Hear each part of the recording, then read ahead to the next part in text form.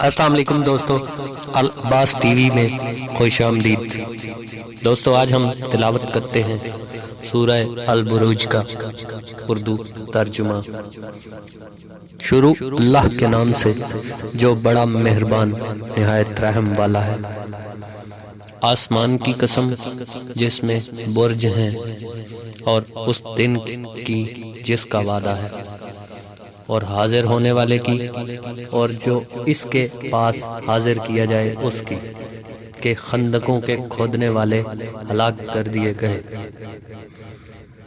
یعنی آگ کی خندقیں جس میں ایندھن جھونک رکھا تھا، جبکہ وہ ان کے کنارے بیٹھے ہوئے تھے،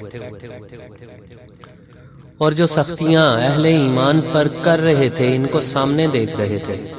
ان کو مومنوں کی یہی بات بری لگتی تھی کہ وہ خدا پر ایمان لائے ہوئے تھے جو غالب اور قابل ستائش ہے، وہی جس کی آسمانوں اور زمین میں بادشاہت ہے، اور خدا ہر چیز سے واقف ہے۔ جن لوگوں نے مومن مردوں اور مومن عورتوں کو تکلیفیں دیں اور توبہ نہ کی، ان کو دوزخ کا عذاب بھی ہوگا اور جلنے کا عذاب بھی ہوگا۔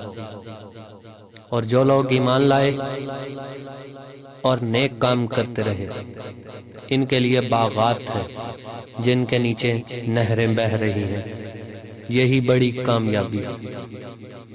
بے شک تمہارے پروردگار کی پکڑ بڑی سخت ہے۔ وہی پہلی دفعہ پیدا کرتا ہے اور وہی دوبارہ زندہ کرے گا، اور وہ بخشنے والا اور محبت کرنے والا ہے۔ عرش کا مالک بڑی شان والا، جو چاہتا ہے کر دیتا ہے۔ بھلا تم کو لشکروں کا حال معلوم ہوا ہے، یعنی فرعون اور سمود کا، یعنی کافر جان بوجھ کر تکذیب میں گرفتار ہیں، اور خدا بھی ان کو گردا گرد سے گھیرے ہوئے ہیں۔ یہ کتاب بلکہ یہ قرآن عظیم الشان ہے، لوح محفوظ میں لکھا ہوا۔ صدق اللہ العظیم۔